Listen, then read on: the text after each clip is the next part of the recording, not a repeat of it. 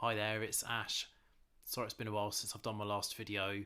I did tease that I had an unboxing of a BSB receiver. Well, actually, I've got a little surprise for you. I've got the unboxing of 2 receivers and a Squarial. So let's get going. Right, so this is the first receiver I purchased. This is a Philips receiver. If you look at the box there, I mean, obviously it's faded because it's, nearly 35 years old. Bought it off of eBay. Unfortunately, the seller just wrapped tape over the edge with my address on the top, so it's not pristine or anything. But hey, a box is a box, I suppose. So if we open it up, so inside here, I mean, this receiver would have come. This receiver would have come wrapped in plastic. Obviously, it's been used. I bought it used. Someone has actually used this receiver as receiver. So what you get inside, you get a little BSB booklet there. I'll get around to scanning it at some point, I suppose, and put it online. But you can see that just gives you like an overview onto the actual service there, the channels, specific features of the receiver, how to set the pin, that kind of thing. So that's all in there.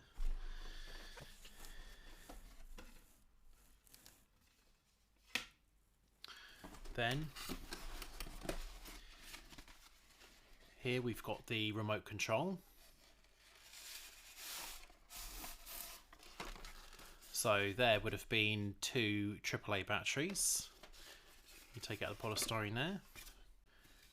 So, I mean, this is really hard plastic, very 1980s. I mean, I know these things went on sale in 1990, but these keys really, they feel rough. They don't feel nice at all. But that was pretty standard for, home AV of this era. Anyway, I'll pop it back in its box. One thing I just noticed, there's a little serial number there. I don't know if that's specific to that remote control or the model or whatever, but there's that. Now, you might have noticed, just before I actually show the receiver itself, we've got the plug here. Now, when this receiver was sold, UK electrical appliances did not need to come with a plug. So this receiver wouldn't have come with a plug. This plug would have been added by whoever bought it first. I mean, that's why if you're over the age of 30, you would have been taught to wire a plug at school because, yeah, crazy, but there we go.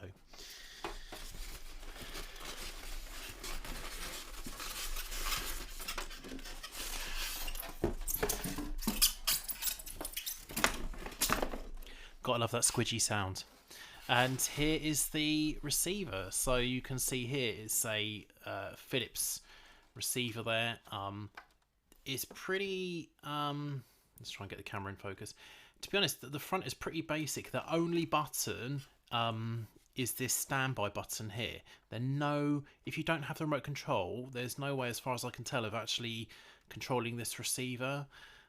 Here, there is like a 2-digit basic LED panel to tell you the channel number. And then you have a stereo light there and a standby light. I'm just flipping it around to the back.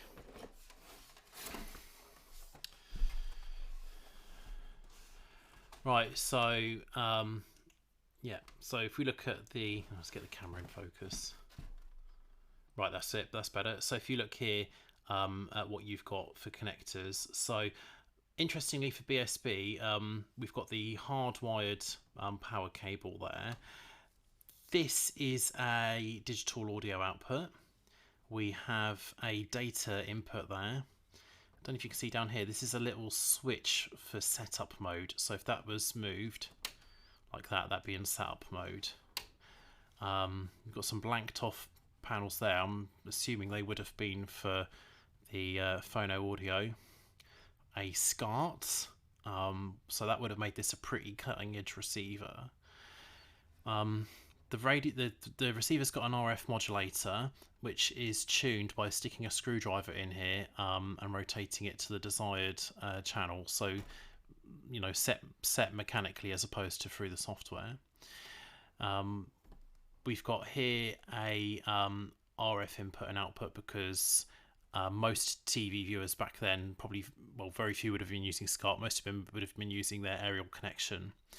And this is the satellite input. Now, interestingly, BSB don't use or didn't use the F-type connections that we know Sky and most domestic satellite receivers use. They use the Bellingly type connector, which is basically the same as your typical aerial cable.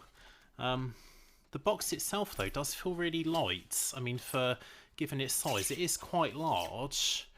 But you know, this was kind of its era. Anyway, let's move on to the next unboxing. Right, so this is the Nokia BSB receiver. Now, I bought this on eBay probably 2 years ago, about £80. I don't think this receiver's ever been used because it still had all the plastic shrink wrap on it, and no plug on it. So I don't think this has ever been used. But if we open it up. So again, as before there, we have the instruction booklet, and there are some differences from the Philips one, but the general gist of the information and the layout, you know, is all the same, just with a couple of modifications. This cable here, I think, came with it, although to be honest with you, I might have got the packaging muddled up with something else, but there we go, cable. Right, now this is, in my opinion, this is going to sound crazy, but I really dig the design of this remote control. It does run off a 9-volt battery, which is a bit weird, but it is just, it's a really unique design. It really feels, I mean, it's boxy, right, but it has nice soft rubber keys on it. You know, it really kind of fits in the hands nicely. I just think it's a great piece of design. Right, now let's get onto the receiver. I suppose part of the thing as well is if you're a child of the 80s or the 90s, you probably will have a fondness for Nokia. So maybe I'm biased. I don't know. Let me know in the comments. Right, so here is the Nokia BSB satellite receiver. So if you look here, it's a bit more simple than the Philips one. All we've got in terms of indications are here. We have a 2-digit channel number indicator, and we kind of have like what I would call a soft standby key there. So it's not a hard on off, it's a soft standby. This box does kind of feel a bit more weighty than the Philips one as well. So I just spin it round. Ugh, sorry about that noisy plastic. So if we look at the back here, what have we got? So we've got the hardwired power connector. Oh, by the way,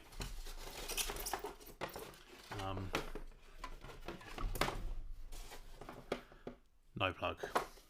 Right, so what have we got here then? We've got a hard power on off here. We've got a video and RGB mode. I'm assuming that's for the SCART there. That's SCART. Audio output, data socket. Again, hard setup on off like the Philips one did.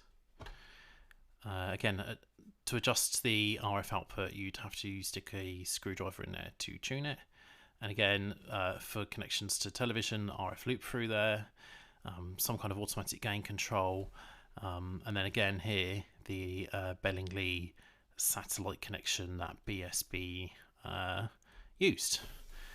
I know there were some other makes of BSB receiver, so I'm assuming it was a standard feature, but yeah, it was quite a, I kind of like the design of this box. It just, I don't know, it's very kind of 80s, 90s, you know, good Nokia design in my opinion.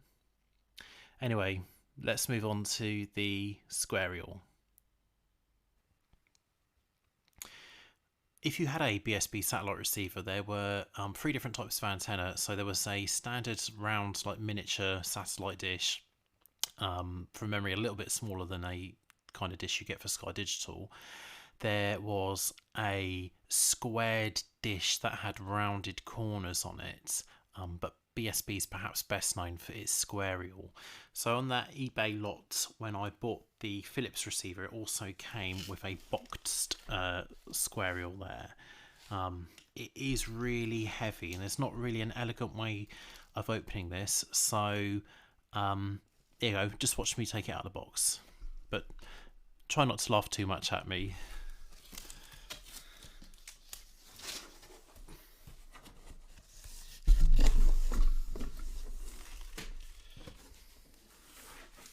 So firstly, there's like a box within a box.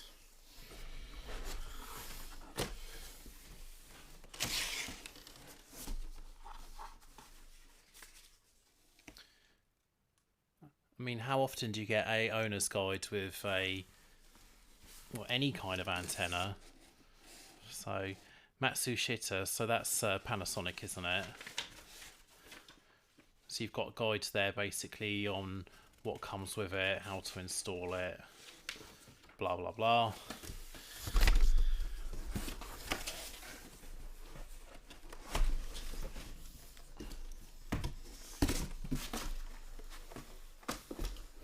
Here it is, the actual Squarial. I mean, it is large when you see it like this, but it's not actually that large at all, is it? So, you know, it would have been mounted like that on the side of people's houses. You still see a few of them scattered around. Really thin. I mean, look how thin that is. It's on the back there. Let's wait for the camera to focus. So here we've got the LNB. There we've got an F-type connector, so that's where the cable would go. And then here we've got a little mounting points. So there's still more to unbox. Right, so you know I said there was a box within a box. Well, I'm just going to take the top box out that had the Squarial in it.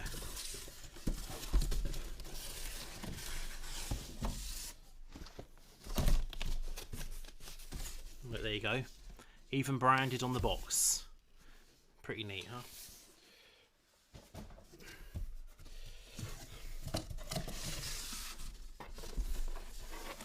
Then down at the bottom, there's no elegant way of doing this, is there? Well, I suppose unless you have a proper studio.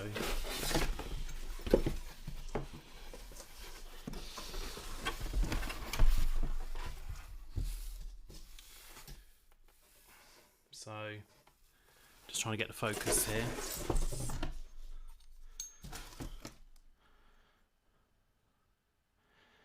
So this is the part of the mounting bracket that connects to the Squarial itself.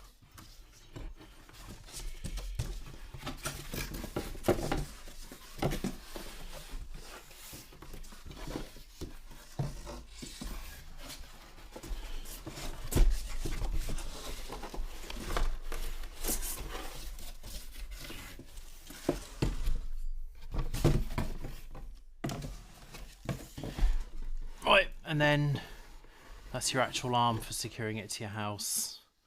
Looks like you can tell this one has been used. So here's something I just want to show you kind of for size comparison. So we have the Philips receiver there, the Nokia receiver there, and then do you remember that FreeSat receiver that I did? So yeah, bit of a difference in evolution of size over the years. Thanks for watching my BSB receiver and Squarial unboxing video. I'm not going to talk too much about BSB itself because, you know, there are other YouTube videos that have done it better than I could. I only remember watching Turtles on Galaxy as a kid. That was pretty much about it. So if you want to know more, then search around on YouTube. Also, I really recommend this book. It's called Dished, The Rise and Fall of British Satellite Broadcasting. Peter Chippendale and Suzanne Franks. Yep, there we go. So check that out if you can. And just a little teaser for a future video on retro satellite gear. Who remembers World Space? World Space Hitachi receiver and an unboxing of a Sanyo World Space receiver. So anyway, thanks very much for watching. Like everyone else says, like and subscribe, blah, blah, blah, blah, blah. Take care. See you soon. Bye.